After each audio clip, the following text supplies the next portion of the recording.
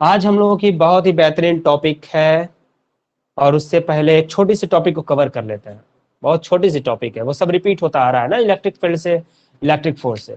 उस टॉपिक को देख लो, ठीक है। ये है आपका electric potential, electric potential due to group of charge. जैसे आपने इलेक्ट्रिक फील्ड निकाला था, इलेक्ट्रिक फोर्स निकाला था, electric potential due to group of charge. ये समझ जाओ कि क्लास 12 में ये सारे डेरिवेशन तैयार करना ना बहुत सिंपल है, सब एक दूसरे से रिलेटेड है और कहीं ना कहीं रिपीट होता है। जैसे इलेक्ट्रिक फील्ड जब आप कवर कर जाओगे, जब मैग्नेटिज्म में हम लोग एंटर करेंगे तो आप लोग देखोगे कि मैग्नेटिज्म में सारी चीजें वैसे ही कंसिस्टेंटली चल रही है जैसे इलेक्ट्रिक फील्ड में चला था, ठीक है। सारे डेरिवेशन लगभग कॉमन मिल जाते हैं, थोड़ा बहुत मॉडिफिकेशन है, सारी चीजें हम लोग चेंज कर देते हैं, बहुत इजीली तैयार हो जाता है। बस आप लोगों को एटलीस्ट कम से कम ये चैप्टर इलेक्ट्रोस्टैटिक बहुत अच्छे से प्रिपेयर करने की जरूरत है। इसलिए बहुत देखते हो कि बहुत छोटे छोटे पॉइंट्स पे फोकस किया जाता है, ठीक है। सारी चीजों को कवर करके हम लोग चलते हैं, ठीक है। तो देखो, electric potential due to group of charge. Group of charge है तो ग्रुप ऑफ चार्ज का मतलब क्या हो गया, बहुत सारे चार्ज होंगे। सपोज कर लेते हैं ये एक चार्ज है Q1, दूसरा चार्ज है Q2, तीसरा चार्ज है Q3, ऐसे ही मान लेते हैं चौथा चार्ज है Qn। इन सभी चार्ज की वजह से Q1 भी है, Q2 है, Q3 है, Qn है, बहुत सारे n चार्ज रखे गए हैं। और सपोज कर लेते हैं यहाँ पे एक पॉइंट है P and P is always known as observation point. ये तो जानते हो ना, ये तो बचा चुके हैं यार तुम लोगों को, ठीक है। P क्या है, ऑब्जर्वेशन पॉइंट है। तो P को लेके आप लोगों को पैनिक नहीं होना, P फॉर पैनिक, ठीक है। अब देखो, अब Q1 है, Q2 है, Q3 है, Qn है, इन सबसे पोटेंशियल इस पॉइंट पे मिलेगा, सीधी सी बात है। अगर इस पॉइंट पे किसी भी टेस्ट चार्ज को हम लेके आते हैं इनफाइनाइट से, तो यहाँ कुछ ना कुछ वर्क डन होगा and that total amount of work done is potential due to total charge, ठीक है। तो हम लोग क्या कर देते हैं, इसकी पोजीशन लेते हैं। Q1 से सपोज कर लेते हैं किसी कुछ पोजीशन होगी, ठीक है। Q2 से इसकी कुछ पोजीशन होगी, Q3 से इसकी कुछ पोजीशन होगी, Q4 से कुछ पोजीशन होगी, तो पोजीशन सबकी एग्जिस्ट कर रही है, ठीक है। तो potential due to group of charge अगर कभी भी पूछा जाए तो potential due to group of charge में फिर से क्या लगेगा, सुपरपोजिशन प्रिंसिपल लगेगा। और सुपरपोजिशन प्रिंसिपल क्या बोलता है कि रिजल्टेंट क्वांटिटी अगर किसी भी सिस्टम की हमें किसी भी पॉइंट पे कैलकुलेट करनी है, then you must have to find out the vector sum of total effect on that point. Total effect आपको क्या करना होगा, फाइंड आउट करना होगा। तो आप सब सपोज कर लो कि Q1 से कुछ पोटेंशियल मिल रहा होगा, Q2 से पोटेंशियल मिल रहा होगा, Q3 से मिल रहा होगा, Qn से मिल रहा होगा। सारे पोटेंशियल का क्या हम कर देंगे, वेक्टर सम कर देंगे, ओके। तो क्या हो जाएगा, आप ध्यान दो, total potential, total electric potential लिख दिया जाए, थोड़ा सा वर्ड अच्छा लगेगा देखने में। Total electric potential due to system of charge, system of charge, system of charge का मतलब होता है बेटा ग्रुप ऑफ चार्जेस, ठीक है। System of charge is just the vector sum of the vector sum of all the potential, all the potential due to all individual charges, all individual charges, ठीक है। हर एक चार्जेस से जो electric potential develop हो रहा है, सारे electric potential का क्या कर देंगे, सम कर देंगे, ठीक है। तो अब मान लिया जाए let Q1, Q2, Q3, Qn produces V1, V2, V3, Vn potential respectively. ये सब पोटेंशियल कौन प्रोड्यूस कर रहे हैं, Q1, Q2 और Qn तक सारे चार्ज क्या कर रहे हैं, मिलके ये सारे पोटेंशियल डेवलप कर रहा है। So total potential V total की बात करेंगे तो क्या मिलेगा, V1 plus V2 plus V3, ये Vn तक जा रहा होगा। और यही क्या है बेटा, सुपरपोजिशन प्रिंसिपल है। सुपरपोजिशन प्रिंसिपल क्या बोलता है, सारे इफेक्ट को ऐड कर दिया जाएगा, ठीक है। बट, लेकिन, किंतु, परंतु, बट वाली सिचुएशन पे आ जाए हम लोग। तो अब देखो यहाँ पे क्या है, हमें मालूम है कि V इक्वल टू क्या होता है, 1/4πε0 Q/R, यही होता है। तो हम लोगों को यहाँ पे रिजल्टेंट फॉर्मूला क्या मिल जाएगा, V टोटल मिल जाएगा। आप देख रहे हो कि सब वैल्यू रख दिया जाए, 1/4πε0 तो सब में कॉमन होगा, Q1 अलग है, R1 अलग है, Q2 अलग है, R2 अलग है, Q3 अलग है, R3 अलग है, ऐसे ही Qn अलग है, Rn अलग है, सबको अंडर कर लिया गया। ठीक है, अब सारी वैल्यू को क्या करेंगे, सॉल्व कर देंगे, हमें रिजल्टेंट पोटेंशियल मिल जाएगा। तो ये कॉन्सेप्ट किस में इस्तेमाल हो सकता है, थियोरी में तो ये देगा नहीं। ठीक है, पहली बात बहुत लेवल से, स्टैंडर्ड से बहुत लो है थियोरी के लिए। ठीक है, तो थियोरी में ये पूछेगा नहीं, उम्मीदें कम है, चांसेस कम है। ठीक है, ये किसके लिए इंपॉर्टेंट है, numerically most important, numerically most important. Numericals जब भी सॉल्व करना होगा तो ये पोर्शन काफी इंपॉर्टेंट रोल रखता है, चाहे वो इलेक्ट्रिक फील्ड का पोर्शन हो, इलेक्ट्रिक फोर्स का पोर्शन हो, या फिर इलेक्ट्रिक पोटेंशियल का। ओके, जिसको लगता है जरूरत लग रही है इसको नोट करने लायक तो नोट कर सकता है, नहीं नोट करना है तो मुझे तुरंत बताओ। ठीक है, नेक्स्ट जो इंपॉर्टेंट डेरिवेशन है उस पर हम लोग चलते हैं। ठीक है, अपडेट करना तुरंत मुझे, जिसको नीट समझ में आ रही हो नोट कर ले, नहीं नीट समझ में आ रही है कोई बात नहीं, समय आपका भी बचेगा मेरा भी बचेगा, नोट तो सभी लोगों ने बना ही लिया है। यस, अनमोल प्रकाश ने रिप्लाई किया है, sir it is same as electric field due to multiple charges. Yes बेटा, मैं तो आपको बता ही दिया है, जो आप लोगों के दिमाग में क्वेश्चन चलता है ना, मुझे मालूम है, मैं भी यही सब हरकतें करके ना यहाँ तक पहुंचा हूँ। ठीक है, 12वीं तो पास किए होंगे, ऐसा तो है नहीं कि डायरेक्ट मेरे पिताजी ने मुझको टीचर बना दिया, पॉसिबल है ही नहीं। ठीक है, ऑल राइट, यस, इसको मिटाया जाए। वैसे स्क्रीनशॉट ले लिया करो तुम यार, क्या आप छोटी छोटी चीजें बतानी पड़ती हैं, स्क्रीनशॉट ले लिया करो। ठीक है, नोट करने में समय बर्बाद मत किया करो, स्क्रीनशॉट ले लो, रिकॉर्डिंग में अवेलेबल रहता है, सारी चीज़ें रिकॉर्डेड रहती है। इसके बाद भी मैं सारी वीडियोस को, और मैक्सिमम वीडियोस हमारे यूट्यूब पे अवेलेबल हैं, उसको, उसका लिंक भी मैंने सेंड कर दिया आप लोगों को। ठीक है, आप लोग देख लिया करो, क्योंकि उसमें कोई दिक्कत नहीं।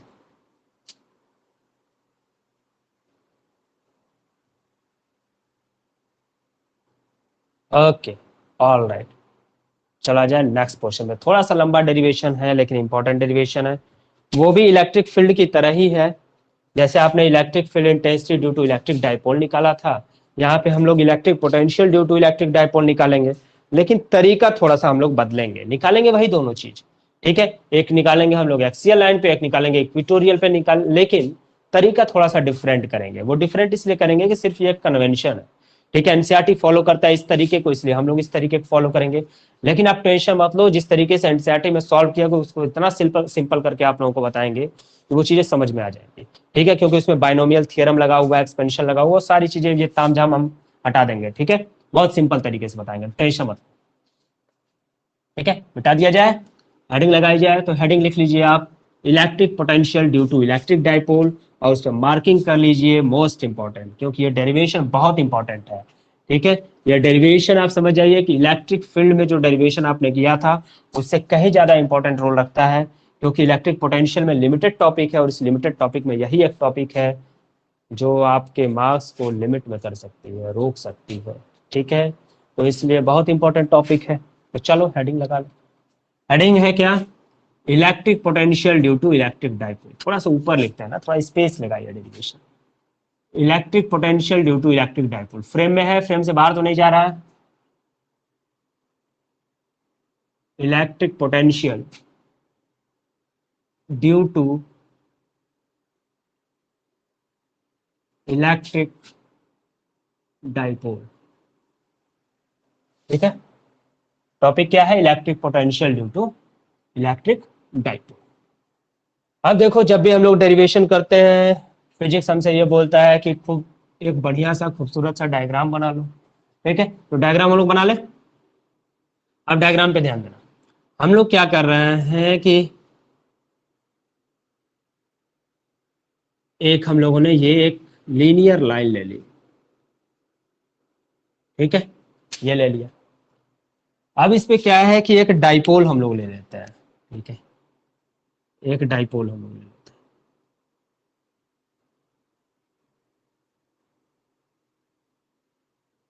डाइपोल ले लेते हैं, ये डाइपोल। ठीक है, दिख रहा है ब्लू एंड ब्लैक। अब देखो यहाँ पे एक हमने ले लिया ऑब्जर्वेशन पॉइंट, इस पॉइंट पे हम ले लेते हैं P point, and P is known as observation point always. Physics में क्लास 12th में पी क्या है, ऑब्जर्वेशन। अब देखो दो एंड है, ठीक है, इस पूरे एक लाइन सेगमेंट के दो एंड आपको दिख रहा है, एक एंड दिख रहा है ये, एक एंड ये। पहला काम क्या करोगे, इससे आप इसको मिलाओगे, मिला दिया। दूसरा काम, इसको फिर क्यों छोड़ोगे, इसको भी मिलाओ, मिला दिया। तीसरा काम, जो आपने ये डाइपोल लिया है, इस डाइपोल के मिड पॉइंट को ले लो और इस मिड पॉइंट से इसको मिला दो, मिला दिया। अब ये जो डाइपोल है, इस पोजीशन से जो एंगल बना रहा है वो कितना है, थीटा है। ये कितना है, आर है। ये कितना है, मान लेते हैं R1 है। ये कितना है, मान लेते हैं R2। हम लोगों ने ऐसा डायग्राम क्यों बनाया है, कुछ ना कुछ वजह रही होगी। वो इसलिए बेटा कि ये पी पॉइंट है ना, ठीक है। एक बार मान लो कि इस पी पॉइंट को घुमाते घुमाते घुमाते घुमाते हम यहाँ पे लेते हैं, या इसको घुमाते घुमाते यहाँ पे लेते हैं। जब यहाँ पे लेते आएंगे तो ये एक्सियल में कन्वर्ट हो जाएगा, और इस पॉइंट को घुमाते घुमाते यहाँ पे लेते हैं, ठीक है। मतलब थीटा को 90 डिग्री कर दें, जब 90 डिग्री कर देंगे तो इक्वेटोरियल हो जाएगा। दोनों डेरिवेशन एक डायग्राम से कंप्लीट हो जाएगा। बस यही थोड़ी सी चेंजिंग है इलेक्ट्रिक फील्ड में और इलेक्ट्रिक पोटेंशियल में। आप चाहो तो वो मेथड भी अप्लाई कर सकते हो सॉल्व आउट करने के लिए, ठीक है। लेकिन कहा जाता है ना, इसका थोड़ा सा वजन ज्यादा है, ठीक है, इम्पैक्ट ज्यादा डाल रहा है एग्जामिनर पे। तो आप देखो इसको, अब ये चीजें हम लोगों ने कंसीडर कर ली है, ठीक है। अब ये बताओ, ये एक चार्ज यहाँ पे है और एक चार्ज यहाँ पे है। यहाँ पे चार्ज कौन सा है, यहाँ पे सीधी सी बात है पॉजिटिव चार्ज होगा, क्योंकि डाइपोल की डायरेक्शन पॉजिटिव टू नेगेटिव होती है, तो डायरेक्शन हमने ऊपर दिखा है। ये पॉजिटिव है, ये नेगेटिव है। अब इस चार्ज की वजह से भी यहाँ पे पोटेंशियल मिल रहा होगा, ये तो क्लियर है आपको। इस चार्ज की वजह से भी यहाँ पे पोटेंशियल मिल रहा होगा, ये भी आपको क्लियर है। इस चार्ज की वजह से यहाँ पे पोटेंशियल मिला और इस चार्ज की वजह से यहाँ पे पोटेंशियल मिला।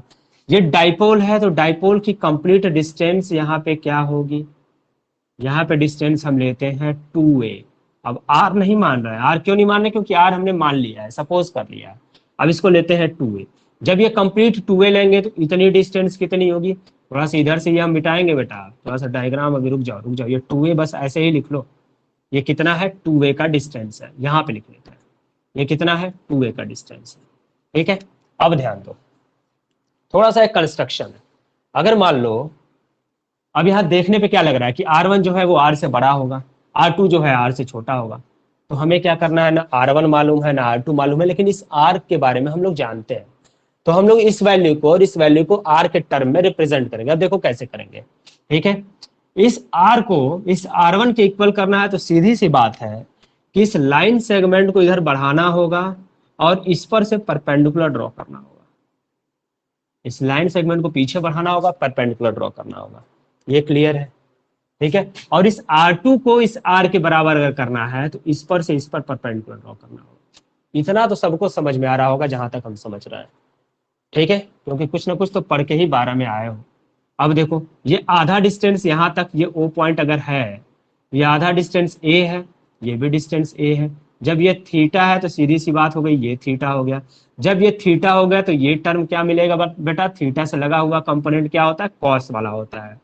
तो ये a cos थीटा हो जाएगा, क्लियर है, ये a cos थीटा। उसी तरीके से ये क्या हो जाएगा, a cos थीटा। ये भी तो थीटा से लगा हुआ कंपोनेंट है, ये भी a cos थीटा है, ये भी a cos थीटा है, ठीक है। तो अब यहाँ पे दो चीजें मिल गई। तो पहली चीज ध्यान रखो, फ्रॉम डायग्राम जो मिल गया है उसको लिख लो पहले, फ्रॉम डायग्राम या फ्रॉम फिगर। फ्रॉम डायग्राम एक चीज मिला हमको, वो क्या मिला, R1 इक्वल टू मिला है हमको R plus a cos theta. R1 किसके इक्वल है, R में a cos थीटा जोड़ दिया जाए तो R1 के बराबर हो जाएगा, मिल गया। R2 इक्वल टू मिला है हमें R minus a cos theta. ये दोनों चीजें आपको याद रहे, दोनों चीजें बिल्कुल याद रहे, क्योंकि हमें मालूम है कि पोटेंशियल जब निकालेंगे तो हम लोग को यूज करना होगा R1 R2 की वैल्यू को, उसको हम लोग यूज करेंगे, ठीक है। एक बार मैं चेक कर लेता हूँ कि कोई नेटवर्क इशू तो नहीं आ गया, नहीं तो ये डेरिवेशन बेकार चला जाएगा। एक बार मुझे अपडेट कर दो कि सर डायग्राम क्लियर है, विजुअलाइजेशन भी हो रहा है, दिख रही है साफ साफ चीजें। एक बार मुझे कोई एक मैसेज ड्रॉप कर दो कि sir everything is clear. Okay, चलो अब देखो, हर एक चीजें क्लियर। थोड़ा सा नेटवर्क इशू कभी कभार आ जाता है, ठीक है, जनरली नहीं आता है। नाउ अब देखो, total potential, total potential at point P, P point पे टोटल पोटेंशियल क्या होगा बेटा, पी। ये मिल जाएगा आपको वी टोटल की अगर हम लोग बात कर रहे हैं तो वी टोटल हमें मिल जाएगा V plus Q plus V minus Q. जो माइनस क्यू की वजह से पोटेंशियल मिल रहा है और जो प्लस क्यू की वजह से पोटेंशियल मिल रहा है, दोनों को क्या कर दिया जाए, ऐड कर दिया जाए, मिल जाएगा। सुपरपोजिशन प्रिंसिपल हमसे यही बोल रहा है, ठीक है। तो वी टोटल क्या हो गया, अब देखो वी क्यू की वैल्यू रख ली जाए 1/4πε0 Q upon R, Q upon R1। यहां से है प्लस क्यू का लिए है R1 होगा, R1 की जगह क्या होगा बेटा, R plus a cos theta. Clear है ये चीजें, ठीक है। फिर देखो अब यहाँ पे बेटा हम प्लस लगाए हैं, ठीक है, एल्जेब्रिक सम करेंगे, प्लस लगाए हैं तो ये माइनस चार्ज है तो माइनस फिर इसको करना पड़ेगा, ठीक है। -1/4πε0 क्यू अपॉन आर माइनस ए कॉस थीटा। यहां तक तो सबको समझ में आ रहा होगा। कुछ चीजें कॉमन है, कॉमन क्या है, Q/4πε0 कॉमन है दोनों में, ब्रैकेट में बच गया 1/r plus a cos theta minus 1/r minus A cos theta. ये तो चीजें आपको डिफाइंड है। Q/4πε0 सिर्फ यहाँ पे नॉर्मल मैथमेटिक्स है, a plus B A minus B, A square minus B square minus A square cos square theta. ऊपर क्या जाएगा, r एक जाएगा r माइनस ए कॉस थीटा, दूसरा जाएगा r फिर माइनस ए कॉस थीटा हो जाएगा। ये क्लियर है, इतनी चीजें क्लियर है, ठीक है।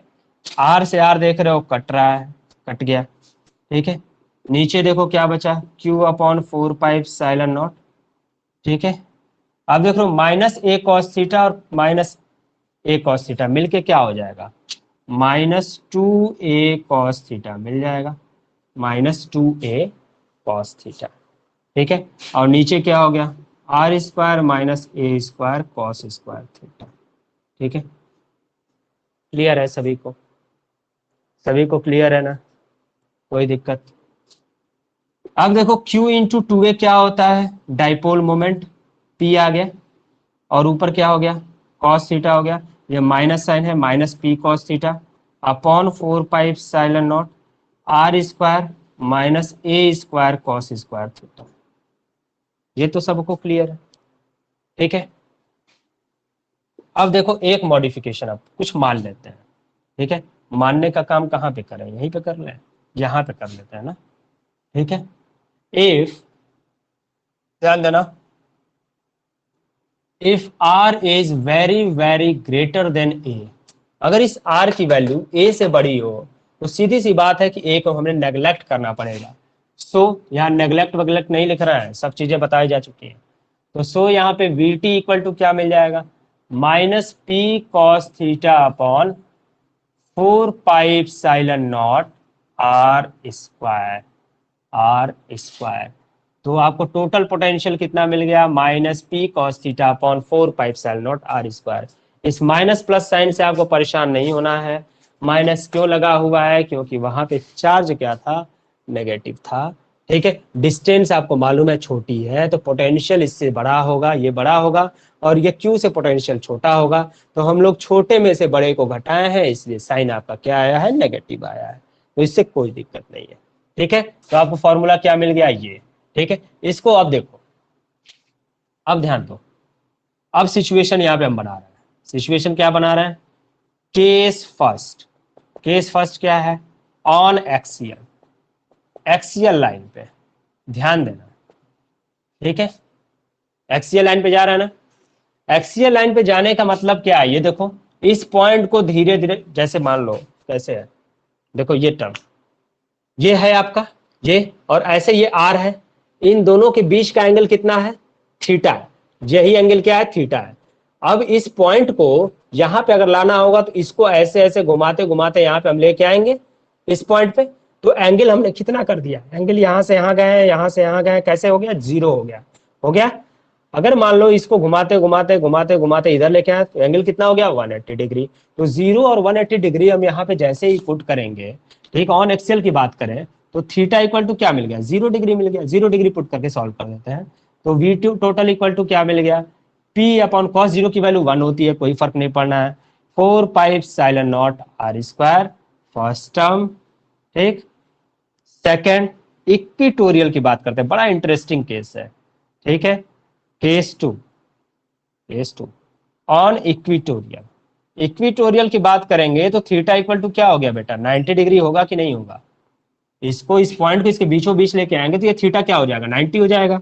और जैसे ही 90 होगा कॉस 90 की वैल्यू 0, इसका मतलब वी टोटल 0। तो बस ध्यान रखो इलेक्ट्रिक फील्ड में इक्विटोरियल मिलता था, लेकिन पोटेंशियल में इक्विटोरियल क्या होता है बेटा, 0 होता है। इलेक्ट्रिक फील्ड में पोटेंशियल आपको ऑब्टेंड होता था, लेकिन इलेक्ट्रिक पोटेंशियल में पोटेंशियल क्या होता है, 0 होता है। ध्यान रखोगे, सिर्फ और सिर्फ एक्सियल लाइन पे हम लोग क्या करते हैं, फाइंड आउट कर पाते हैं इलेक्ट्रिक पोटेंशियल को। ओके, नोट डाउन करिए इसको।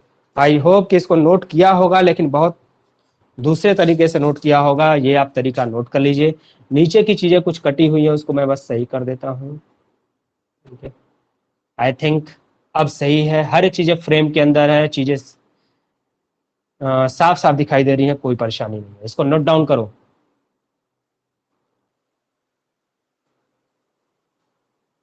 नोट कर लिया होगा आप लोगों ने।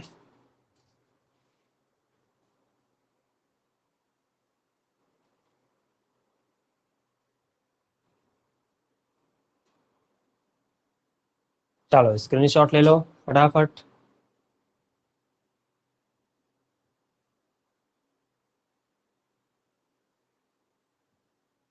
ओके, चलो एक छोटी सी टॉपिक है और छोटा सा समय भी हम लोगों के पास है, उसको कवर कर लेते हैं, ठीक है।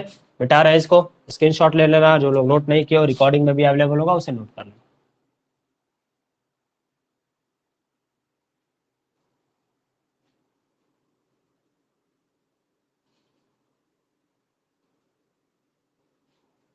नेक्स्ट टॉपिक है, बहुत छोटी सी टॉपिक है, 1 नंबर में अधिकतर क्वेश्चन इससे पूछे जा सकते हैं, और वो टॉपिक है आपकी equi potential surface. Equi potential surface, इसका जवाब इसके नाम में ही छिपा हुआ है, ठीक है। बहुत बड़ी टॉपिक नहीं है, छोटी सी टॉपिक है। देखो इक्वी पोटेंशियल सरफेस का मतलब, इक्वी वर्ड यहाँ पे दिख रहा है, इक्वी वर्ड का मतलब क्या हो गया, इक्वल, ठीक है। पोटेंशियल किसको रिप्रेजेंट कर रहा है, इलेक्ट्रिक पोटेंशियल को। किसको रिप्रेजेंट कर रहा है, इलेक्ट्रिक पोटेंशियल को, ठीक है। सरफेस किसको रिप्रेजेंट कर रहा है, 2 डायमेंशनल ज्योमेट्री को, मतलब एरिया को रिप्रेजेंट कर रहा है। इतना क्लियर है, ठीक है। तो इक्वी पोटेंशियल सरफेस किसे कहोगे, ऐसा कोई भी सरफेस जिसके हर एक पॉइंट पर कोई भी पॉइंट ले लिया जाए, ठीक है। ए बी सी डी कुछ भी ले लिया जाए, A B C D E F G H, alphabet तो कंप्लीट करना नहीं है हम लोगों को, ठीक है। बहुत सारे पॉइंट्स ले लेते हैं, ठीक है, ले लिया गया, ठीक है। तो ऐसा सरफेस जिसके हर एक पॉइंट पे जो पोटेंशियल की वैल्यू होगी वो अगर सेम होती है, then that potential that surface is known as equipotential surface, ठीक है। If the potential of every point at any surface is same, then that surface is known as equipotential surface. Equipotential surface क्या होगा, ठीक है, the surface throughout which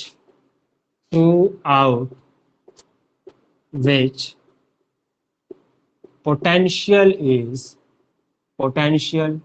is same at every point, हर एक point पे क्या होगा, potential same होगा।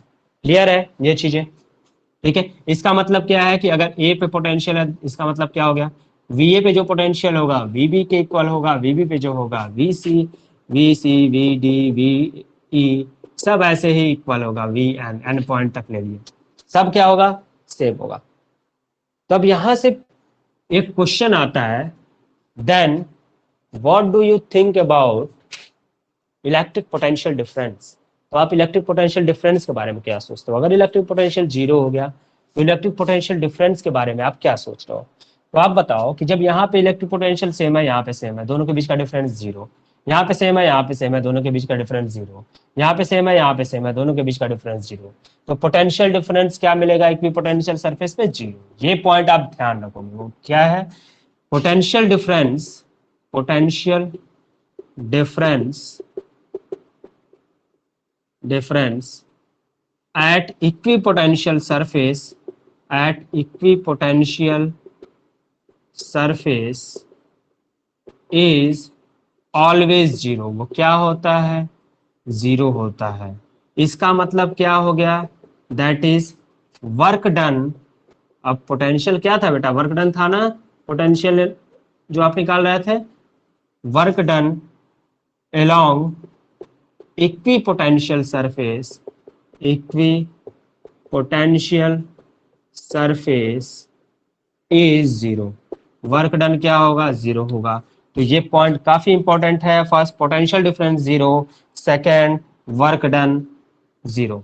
ठीक है, 0 को अंडरलाइन करो, वर्क डन को अंडरलाइन करो, एक पोटेंशियल डिफरेंस को अंडरलाइन करो और 0 को अंडरलाइन करो। तो ये पॉइंट ध्यान रहे। ठीक है, ये चीजें क्लियर है सबको? क्लियर है? ओके, तो आज हम लोग यहीं तक टॉपिक को कवर करेंगे। नेक्स्ट लेक्चर से हम लोग अगली टॉपिक को कंटिन्यू करेंगे और बहुत जल्दी ये चैप्टर हम लोग का खत्म होने वाला है। मुश्किल से 2 या 3 दिनों का लेक्चर और है। ठीक है, फिर हम लोग करंट इलेक्ट्रिसिटी पे मूव करेंगे, जो काफी इंपॉर्टेंट पोर्शन है। तो इसको आप नोट डाउन कर लीजिए, क्लासेस रिवीजन करते रहिए। कल आप लोग टेस्ट दीजिए, टेस्ट के लिए आप लोगों को ऑल द बेस्ट। ठीक है, नोट डाउन कर लीजिए। Okay, all right guys, thank you so much, have a nice day.